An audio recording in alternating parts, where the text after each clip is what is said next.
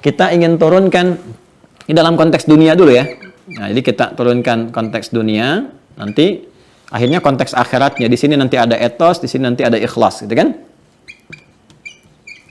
Nah, kita ambil contoh misalnya yang teman-teman sering baca di setiap Jumat ya, selain surah Yasin kan ada surah Al-Kahf juga kan? Kalau kita baca surah Al-Kahf surah ke-18 ayat 32 itu sampai 34 kan ada dialog tentang dua orang laki-laki kan? Quran surah ke-18 di ayat 32 dulu saya sebutkan ya. Jadi di surat Al-Kahf itu ada 4 kisah yang menginspirasi. Dianjurkan, disunahkan, dipelajari setiap hari Jumat. Bukan sekedar dibaca. Dibaca dapat pahala bacaan, dipahami dapat inspirasi.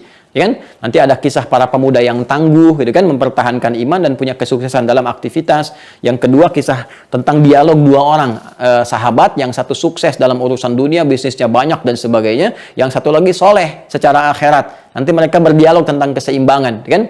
Yang ketiga kisah Nabi Musa yang tetap belajar kepada hamba Allah yang soleh itu Khidir alaihissalam, dan yang keempat tentang Dzulkarnain yang menggenggam dunia di masanya. Nanti ada inspirasi bagaimana kita bisa mendapatkan hal-hal yang telah mereka raih dalam 4 tipe kehidupan yang berbeda tadi.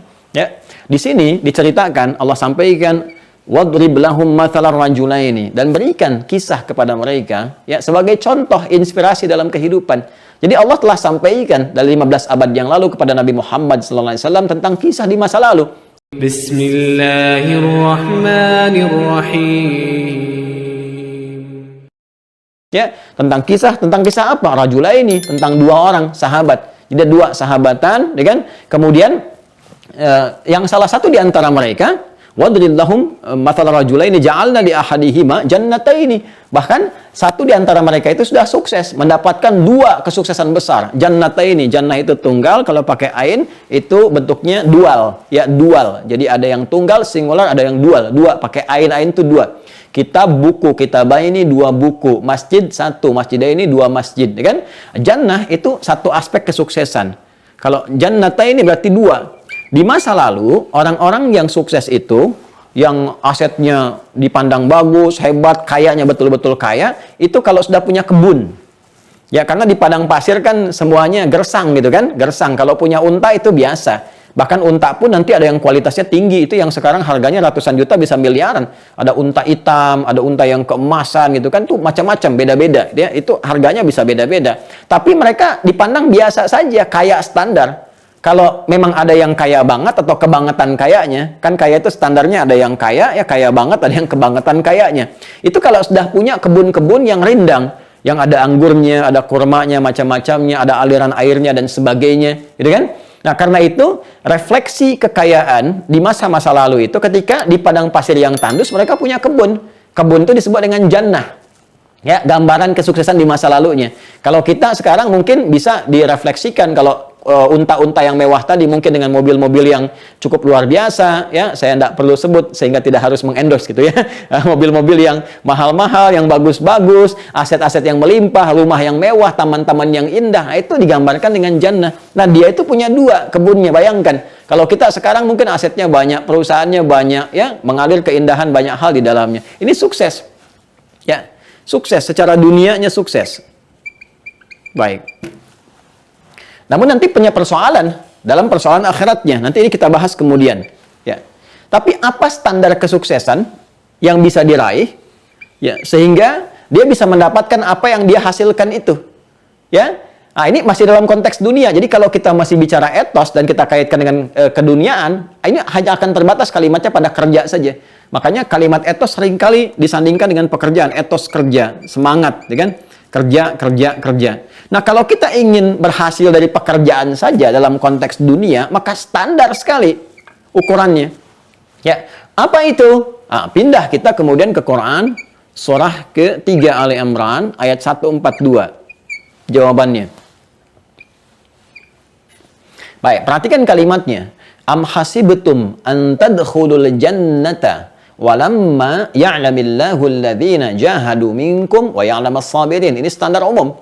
Apa Anda duga Anda akan sukses begitu saja, termasuk dalam konteks pekerjaan Anda sekarang, ya kan? Di kimia farma, apakah akan menghasilkan target yang telah Anda tentukan di awal, sukses tiba-tiba, kemudian kan dapat meraih ini, capaian kemudian dapat tercapai dengan bagus, targetnya maksimal. Apakah mudah itu diraih seperti membalik telapak tangan? Ya, apalagi pengen surga gitu kan, yang dimensinya berbeda, yang lebih besar lagi tingkatannya, apakah mudah begitu saya didapatkan? Ya, walamma ya'lamillahu alladhina jahadu minkum wa ya'lamas sabirin. Sementara belum tampak pada diri kalian, kata Allah Subhanahu wa taala, sementara belum tampak pada diri kalian kesungguhan, keseriusan untuk bisa meraih itu semua. Jadi kalau cuma syaratnya untuk berhasil, sukses, ya kan, meningkatkan etos kerja kita supaya kita bisa meraih hasil yang didambakan dalam konteks pekerjaan, maka petunjuk Al-Quran sederhana. Satu, kerja yang sungguh-sungguh, yang serius. Ya, ini dari kata al-juhdu turunannya. Cintai pekerjaan Anda. Ini rumus standar. Semua orang mengatakan kalau Anda pengen kerja yang sukses, ya Anda serius. Cintai pekerjaan Anda. Hormati apa yang diamanahkan kepada Anda, gitu kan? Nah, ini juhdu. Turunan dari kata juhdu nanti ada 3. Nanti ini yang kemudian merangkai menjadi kata jahadu bentuk jama. Yang pertama, ya, itu yang disebut dengan ijtihad. Kesungguhan dalam merencanakan, ya, mapping, punya rencana, punya visi, ya. Visinya, rencananya, targetnya, schedule-nya, macam-macamnya, ini ijtihad namanya. Konsepnya, ya. Kemudian ada jihad, eksekusi fisiknya, kemudian ada mujahadah. Mujahadah. Nah, ini yang menenun kemudian, 3 hal ini yang menenun kalimat jahada, jamaknya disebut dengan jahadu. Kata Allah, kalau mau sukses, Anda ingin berkata pekerjaan Anda pengen sukses, pengen baik. Kata Allah, ayo silahkan. Anda serius. Serius apa? Pertama merencanakan. Apa konsep pekerjaan Anda? Apa yang mau dicapai? Targetnya apa? Visinya apa? Yang jelas dulu. Landscape-nya bagaimana? Saya ketika akan bekerja itu kita mau yang landscape yang jelas, ini capaiannya, target jangka panjangnya, jangka menengahnya, jangka pendeknya. Ini termasuk manajemen sukses dalam Al-Quran. Saya pernah sampaikan ini di beberapa perusahaan di Indonesia, ya. Ada beberapa perusahaan di otomotif, ada di gas dan macam-macamnya. Dan ini konsepsi dasar. Dan ketika diikuti hasilnya luar biasa. Ya, luar biasa teman-teman. Nah, jadi pertama harus punya landscape dulu pekerjaan. Ini targetnya apa? Tadi dibilang tentang vaksin, tentang ini, tentang itu. Konsepsinya apa? Dasarnya apa? Targetnya bagaimana? Hasilnya seperti apa? Evaluasinya seperti apa? Kita punya rencana di sini. Setelah itu, konsep yang sudah ada, supaya tidak kemudian terbakukan dalam konsep saja, eksekusi. Dengan jihad. Jihad itu perjuangan fisik, kesungguhan dalam mengeksekusi rencana-rencana yang sudah disiapkan. Itu asalnya demikian, secara fisikal. Ya, makanya perjuangan tertingginya, ya, membela sesuatu yang sudah disiapkan, direncanakan, terkonsepsikan, kemudian diserang orang, ya, ada pembelaan secara fisik disebut dengan jihad. Itu tingkat tertingginya di militer, itu ada aksi militer untuk membela. Jadi jihad secara fisik itu bukan menyerang dengan asal-asalan, tidak, ya, bukan nembak orang, ngebom orang sembarangan, tidak. Karena itu kalau Anda, mohon maaf ya, mendengar informasi ada yang ngajak misalnya menghukumi tertentu tanpa dasar, tembak anu, bom anu, walaupun membawa nilai-nilai agama yang disematkan, tinggalkan, itu jauh, ya, itu jauh sekali. Saya pernah waktu ada kejadian bom Jalan Tamrin itu, dan semoga Allah menjaga kita semua tidak pernah terjadi lagi, ya. Saya ada di Lampung, itu ditanya sama jemaah, Ustaz, apakah itu yang bom di Jalan Tamrin termasuk jihad fisabilillah? Saya bilang, Mas, sependek pengetahuan saya, jihad fisabilillah itu jihad di jalan Allah, bukan di Jalan Tamrin. Ya, jadi ada konsepsinya, ya, ada ukuran-ukurannya gitu, ada kaidah-kaidahnya. Jadi jihad itu asalnya dia maknanya punya makna umum. Nanti spesifiknya terkait dengan pembelaan-pembelaan izzah. Ya, yang dimotivasi oleh spirit agama, nanti bonusnya itu terkait dengan aspek kehidupan kita, seperti kemerdekaan yang pernah kita dapatkan. Saya bahas kemarin tentang korelasi makna jihad, perjuangan dengan melahirkan kemerdekaan, sampai diapresiasi di preambul Undang-Undang Dasar 1945 atas berkat rahmat Allah yang Maha Kuasa, gitu kan? Jadi kita pengen, dan dengan didorongkan oleh keinginan luhur, pengen kita merdeka, keinginan luhur. Ya, beratus-ratus tahun, sudah masanya lama, tapi rahmat dan berkat Allah belum turun. Begitu kita berjuang dengan sungguh-sungguh, turunlah itu. Nah, dalam konteks umum kepekerjaan, perjuangan fisik untuk mengeksekusi ide kita, itu disebut jihad juga. Karena itu kalau Anda niatkan sebagai ibadah, itu dinilai sebagai jihad. Jihad yang standar nantinya, ada pahalanya, begitu keluar. Nah, ini perjuangan fisiknya. Di sini diterapkan job desk-nya apa, kemudian eksekusinya bagaimana, dan sebagainya. Terus jangan dikira ini mudah. Ya, kadang-kadang ada tantangan yang muncul dalam jiwa kita juga. Ya, perjuangan untuk mengatasi sikap emosional kita. Mungkin ada beda pendapat, kadang-kadang malas, kadang-kadang gelisah, gitu kan? Kadang-kadang nggak stabil perasaan diri kita, ada pesimis, gitu kan? Melihat nih kayaknya prospeknya nggak bagus, terjadi kegelisahan dan sebagainya. Nah, ini perjuangan mengelola diri kita, emosi kita, disebut dengan mujahadah namanya.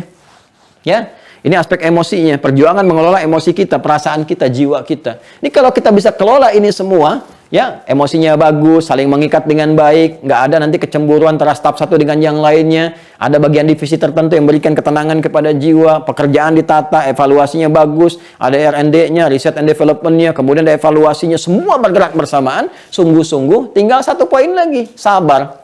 Ya, Anda kerjakan dengan baik, prosesnya dijalani dengan maksimal, ditunggu, sabar, telah berikhtiar, muncul wa ya'lamas sabirin, ditutup dengan sabar. Dan semua konsepsi ini dikerjakan oleh siapapun, mau yang beriman, yang tidak beriman, ini serius dikerjakan sukses. Ya, betapa Thomas Alva Edison berapa banyak percobaan kemudian dia bersabar dengan itu, ya kan? Dan dia menghasilkan sesuatu yang sekarang kita bisa rasakan. Kalau kita mau mengambil non Muslim sebagai contoh, ya, kalau yang Muslim banyak sekali, bahkan jadi inspirasi ke Barat. Bagaimana Avicenna itu sabar dari mulai menghafal Quran, dari mulai belajar otodidak, kemudian sampai ke belajar di kedokteran, sampai sekarang menginspirasi. Ya, Averroes dengan pemikirannya, beliau seorang dokter bedah. Ibnu Rusdi itu dokter bedah itu. Ya, Ibnu Sina Kapital Selekta kedokteran beliau kuasai, tapi jangan salah, beliau pun ahli Quran.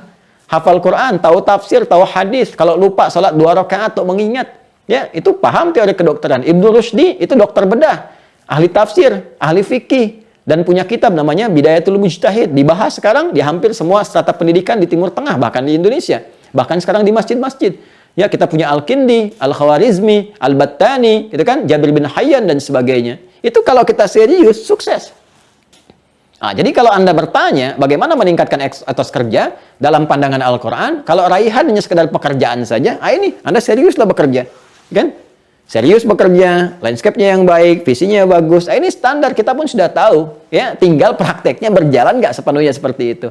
Nah, sekarang pertanyaannya, apakah semua pekerjaan yang dihasilkan dengan konsepsi ini otomatis juga melahirkan nilai di hadapan Allah Subhanahu wa ta'ala? Punya nilai nggak? Ya kan? Jadi bekal nggak kita untuk menghadap Allah? Atau nilainya dunia saja?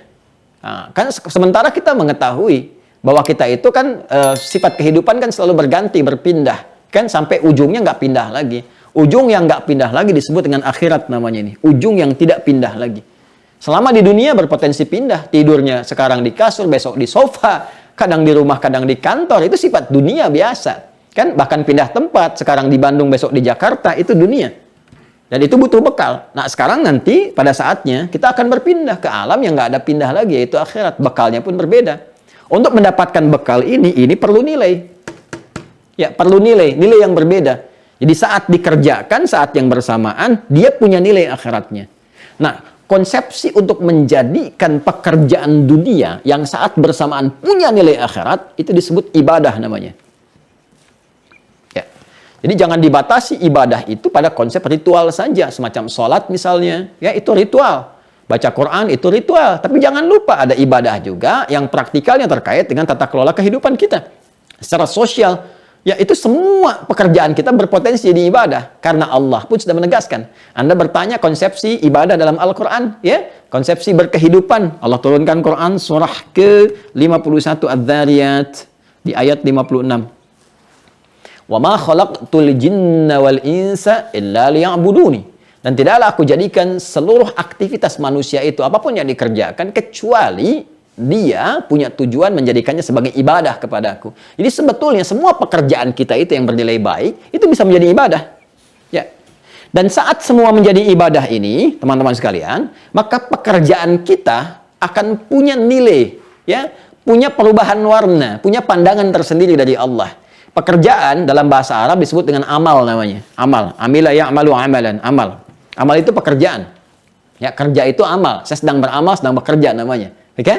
Nah, ketika pekerjaan ini kemudian diisi dengan nilai ibadah, maka dia akan punya nilai di sisi Allah, diapresiasi, yang menandakan dia punya nilai tertentu untuk bekal pulang. Ya, apa nilai yang Allah berikan kepada amal ini? Dinilai oleh Allah sebagai sesuatu yang baik. Sesuatu yang baik menjadi ibadah disebut namanya dengan saleh. Saleh. Kita sebut dengan saleh, gitu kan? Saleh. Ya, maka muncul istilah amal saleh. Ada amal saja, ada amal solih. Itu berbeda, teman-teman.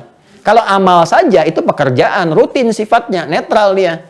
Ya, Anda bekerja, tidak bersentuhan dengan yang haram, nggak melanggar, gitu kan, dan sebagainya. Tapi kerja aja, nggak ada niat yang lain. Itu pekerjaan, rutinitas namanya. Berangkat gelap, pulang gelap. Ya, nggak ada perbedaan. Jadi Anda nggak bisa bedakan antara yang beriman dengan yang belum beriman. Terus peran iman Anda di mana? Ya kan? Saat kita pulang kan iman yang menentukan. Maka bagaimana pekerjaan ini punya kualitas di sisi Allah Subhanahu wa taala yang dengan kualitas itu otomatis akan memberikan dampak juga kepada aspek dunianya. Ya, maka dinilailah oleh Allah, jadikan itu ibadah sehingga menjadi soleh. Karena itu di dalam Al-Qur'an kata iman seringkali bersanding dengan amal soleh. Ya. Ini sebentar lagi mau asar kan? Ada surat Al-Asr, surah 103. Wal 'asr, innal insana lafi khusr illa alladzina amanu wa 'amilus shalihat. Jadi orang beriman itu pasti imannya mendorong dia untuk menjadikan perbuatannya itu baik, soleh. Dan soleh itu punya dua dimensi, baik dalam urusan dunia dan punya nilai akhiratnya.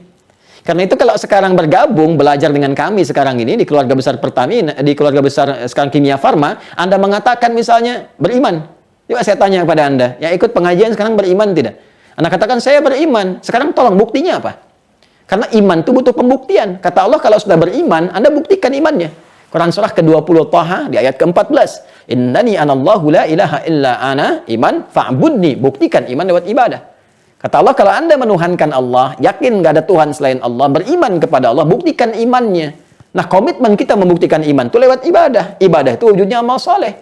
Dampaknya kepada dunia, perbuatannya baik. Jadi kalau kita mengatakan pegawai yang beriman, pekerja beriman, direktur beriman, manajer beriman, pasti akan memberikan dampak baik pada pekerjaan. Jadi kalau ada di Kimia Farma misalnya mengatakan beriman, etos kerjanya berkurang, nggak disiplin, nggak jujur, atau bahkan melanggar, ini bukan sekedar melanggar tata kerja, tapi ada tata kelola iman yang tidak maksimal dalam dirinya. Jelas ya? Nah, ketika kita jadikan ini sebagai amal saleh, teman-teman sekalian, nah, maka perbuatan itu akan punya nilai. Apa nilainya? Nilainya disebut dengan hasanah namanya. Hasanah. Nah, dan ini ada konsepsinya. Jadi kalaupun Anda namanya Ibu Hasanah, Pak Hasan, tapi tidak mengerjakan konsepsi ini, tetap nggak punya nilai. Ya. Jadi ketika dikerjakan untuk menjadi amal soleh, jadi baik, semua potensi ya, dari bangun tidur sampai tidur lagi, itu berpotensi, punya nilai di hadapan Allah, ada poinnya.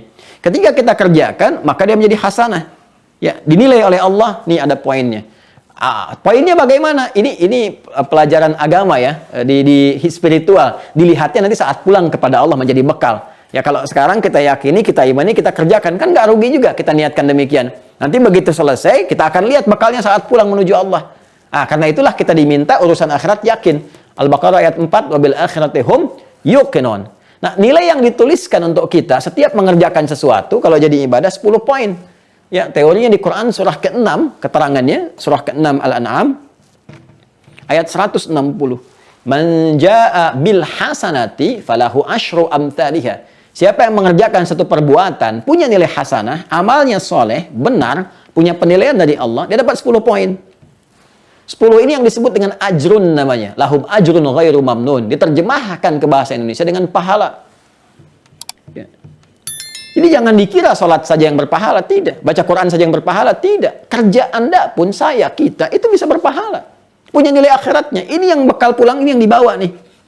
Hasil ini tidak.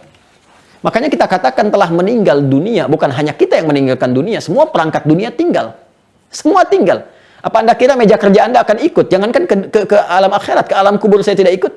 Ya kan? Tidak akan dilepas dengan semua perangkat dunia. Cukup dibalut dengan kain kafan, selesai diantar ke kuburan. Ya kan? Apa yang dipertaruhkan? Dipertaruhkan ini amal solehnya. Ya kan? Punya ini enggak saat untuk pulang nanti itu? Nah, itu setiap dikerjakan 10 poinnya. Tergantung amalannya nanti. Jangan menghitung begini. 1, 2, 3 terlalu kecil. Ya kita ke masjid saja untuk ibadah. Ini ada harus Masjid As-Salam gitu kan. Di tempat Anda bekerja. Itu datang ke situ saja dengan niat ibadah. Belum dikerjakan ibadahnya. Belum sholat, belum baca Quran, belum i'tikaf. Itu dapat 25 poin di hadis Muslim. Jarak 1 ke 2-nya 500 tahun. 2 ke 3 500 tahun. Banyak sekali. Kita lihat nanti saat kembali kepada Allah. Ditampakkan saat akan meninggal dalam sakarat gitu kan. Itu sakarat itu akan nanti ada kebiasaan yang kita kerjakan. Orang yang biasa maksiat akan dengan maksiatnya. Orang biasa meracau akan dengan kekacauan kata-katanya. Orang yang biasa beramal dengan baik akan lahir dengan kebaikannya. Karena itu ketika dia wafat nanti akan wafat ditampakkan amalnya. Bahagia dia, senang, tenang dia, nyaman, senyum dia. Itu yang disebut husnul khatimah. Ya ayyatuhan nafsul mutmainnah, hai jiwa yang tenang, nyaman karena diperlihatkan. Ya. Pak, jelas ya? Nampak ya? Nah, ini gambaran konsepsinya teman-teman sekalian. Karena itu kita sering berdoa, doa yang standar, yang general bahkan, sifatnya umum kita mohonkan. Supaya perbuatan, semua pekerjaan kita di dunia yang baik itu jadi punya poin, jadi hasanah. Dan ini bisa kita lihat di akhirat, ketemu hasanahnya di akhirat. Kita berdoa dan doanya diajarkan di Quran surah kedua Al-Baqarah, ayat 201. Ya, di paling kanan sebelah bawah di mushaf standar. Wa minhum, dan di antara manusia itu may yaqulu, ada yang seringkali bermohon berdoa kepada Allah untuk dibimbing. Dia mengatakan Rabbana atina fid dunya hasanah wa fil akhirati hasanah wa qina adzabannar. Ya Allah, mohon bimbing kami untuk menjadikan, berikan kepada kami bimbingan untuk menjadikan semua pekerjaan dunia kami punya poin akhirat. Dan di akhirat itu hasanah itu akan tampak lagi ya Allah, ya kan? Dan di situ kami mendapatkan rahmat, menjauhkan kami dari ancaman-ancaman neraka-Mu. Itu gambarannya. Nah, sekarang pertanyaannya, bagaimana satu pekerjaan itu amal menjadi soleh, menjadi ibadah, punya nilai hasanah, dapat pahala, pulang menghadap Allah. Anda bekerja, pahala dapat, meninggal pulang punya bekal. Kan? Maka diteruskan ayatnya. Kalau tadi di Quran surah 51, ayat 56 Allah menyampaikan ini, wa ma khalaqtul jinna wal insa illa liya'budun. Tidaklah aku jadikan jin dan manusia, biarkan jin dengan alamnya, kita bicara alam kemanusiaan ya. Kalau kita bawa spiritnya ke manusia saja, gitu kan? Tidaklah aku ciptakan manusia itu kecuali untuk menata kelola kehidupannya jadi ibadah, supaya punya dua poin sekaligus. Nah, bagaimana cara ibadah yang benar itu? Maka dijawab di Quran surah ke-98 Al-Bayyinah di ayat kelima. Ya, dijawab, wa ma umiru, dan tidaklah mereka diperintahkan dalam beraktivitas itu illa liya'budullaha, kecuali untuk menjadikan semua kegiatan itu sebagai ibadah karena Allah, diniatkan karena Allah. Satu, niat lillah. Niat karena Allah. Ini.